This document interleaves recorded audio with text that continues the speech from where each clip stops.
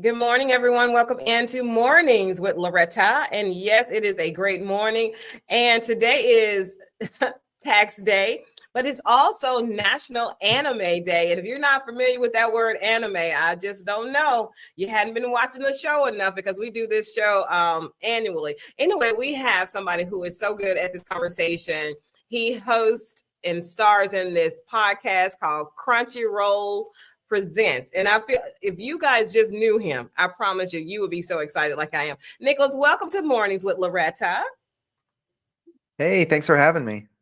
Of course. So anime has gone from being a niche to mainstream. So why do you think is resonating so deeply with global audiences, especially here in the US? Yeah, I mean, anime's been around for a long time, like you mentioned.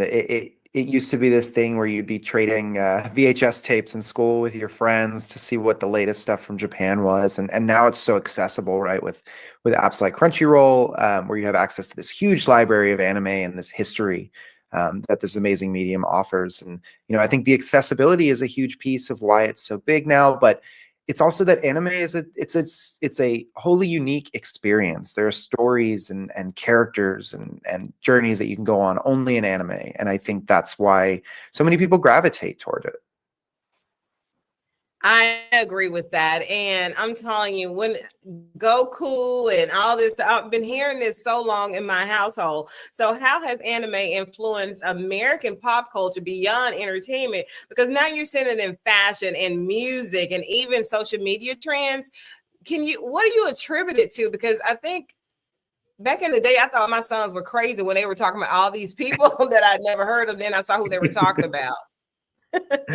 That's okay. My parents did too. I mean, look, I think one of the things we're seeing right now is we have reached this time period where a lot of the kids who grew up watching anime on television, growing up watching the Dragon Balls and the Narutos of the early 2000s, are now old enough to share that with their children, right? And so you're getting this sort of multi-generational aspect that we haven't really gotten to see from another form of entertainment for a long time. I mean, right? Movies and video games and music have been around for a long time. And so especially, you bring up music and fashion, like a lot of those creators are now at a place in their careers where they can express that love for anime openly and excitedly. And it's really cool to see. I mean, everyone from, Pharrell to Casey Musgraves to Billie Eilish is out there with an anime t-shirt. It's awesome. It is awesome. And I'm telling you, my son is an adult, a young adult, but he still loves to wear his anime shirts. Now I'm hearing Vegeta and Goku. I'm thinking, okay, now I'm like talking a different language, but I used to watch it with them, the Pokemon and all that stuff. So what's one anime series that completely changed the game? What do you think it is for the industry and why? Oh my gosh. Okay. So I'll get a little bit more interesting as far as time period. So thinking like 2012, 2013, we started to see this reemergence of anime into the mainstream pop culture. And you had series like Attack on Titan and Sword Art Online, which recaptured this generation that started with Dragon Ball and Naruto and Yu Yu Hakusho and Cowboy Bebop.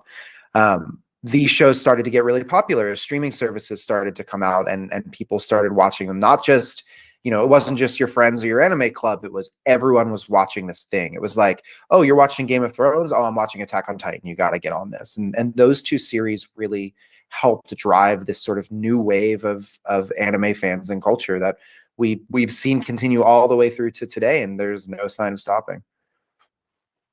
I totally agree with that. So I want to talk about, so we were talking about the impact. So when you all found out, were you behind the getting a national day for anime? Because I know you guys live and breathe this. Was this a national day of anime? And how did you feel about it being national? I believe Yeah, I mean, Crunchyroll got it national. I mean, look, there's a holiday for every day, and I'm just excited that anime is one of them. And I never need a good excuse to talk about my love for anime, so I feel great about it. Anime's for everyone, right? So national, international, local, universal, however you want to describe it.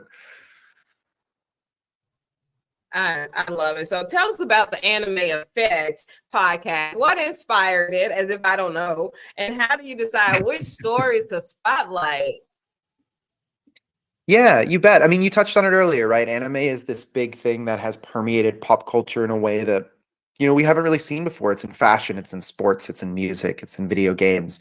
And the Anime Effect podcast was created with that in mind, right? We were looking at the intersection between anime and the creators and tastemakers that we love. And so we've had amazing special guests on the show, everyone from Denzel Curry to the metal band Guar to, just recently we had one of the biggest actors in the video game and anime industry, Troy Baker, who recently took on the role of Indiana Jones in a video game. And every single one of those people that's on the show, the reason we bring them on is because they have a story with anime, whether it's they watched Dragon Ball when they were a kid or they were in a show, they were in Dragon Ball, right? Like it is so amazing the wide breadth of stories that are out there. And so we wanted to create a place where we could spotlight those stories and bring them to a wider audience. And it works if you're a casual fan, it works if you're a diehard fan.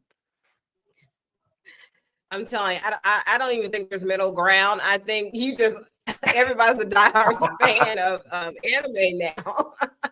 So, Hey, I mean, so there's something for everyone. It really is.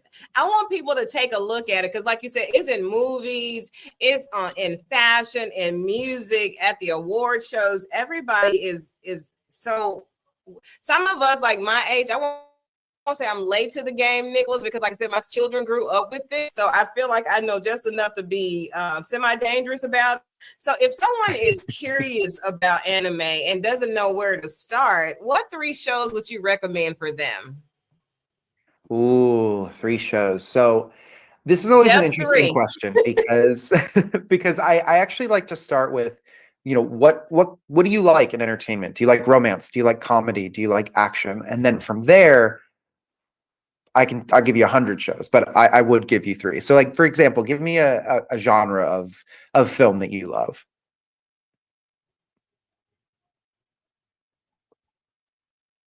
I don't know why our connection is so faulty this Oh, morning. My apologies. no worries. Yeah, the connection is crazy over here for some reason.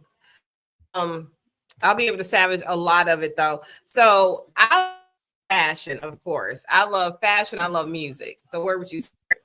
Okay.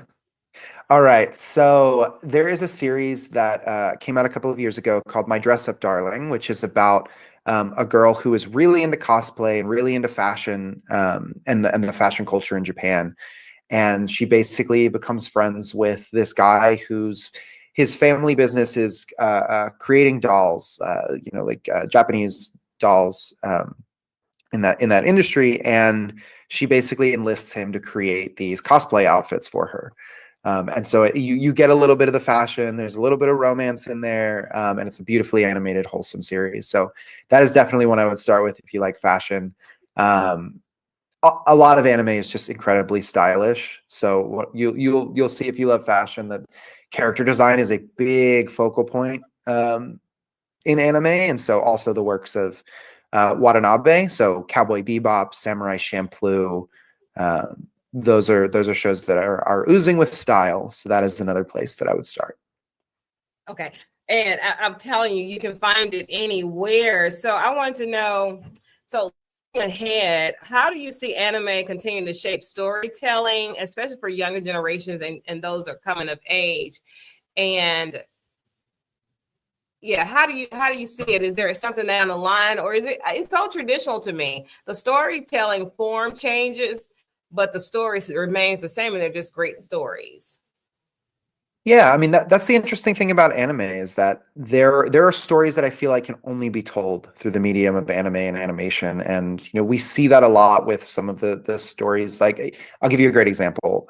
This big series that has come to the mainstream in the last few years is called Demon Slayer, right? It is this stylish action series about this group of characters that have gone through immense tragedy, and they basically develop this power to take on this immeasurable evil in this way that is haunting and beautiful and action packed and electric. And this series is building to this big moment later this year. Crunchyroll and Sony Pictures are releasing the first in a trilogy of Demon Slayer movies. And they're coming to theaters in the US in September, and it's a moment to see that unique storytelling on the big screen. And the movies are a huge place for anime, and so I think as it continues to permeate the mainstream and pop culture, and we see theatrical experiences become these like landing points for a lot of fans, for people to take their families, you're just going to see it continue to grow. Absolutely. Nicholas, I know you have to go, but thank you for stopping by today. Happy National Anime Day. It's a thing, y'all. It's a thing. Get on board. I look forward to having more conversations with you. Yeah, same here. Thanks, Loretta. Okay, have a great day. All right, everybody, he has to go. They're doing a ton of interviews because it is National Anime Day. And I just want to say thank you all so much for watching all the time. Support. It means the world to me. There would be no Loretta McNary show or with Loretta without you. So in closing, think positive, dream big dreams, help someone along the way. And guess what? I'll see you soon, everybody. Bye-bye.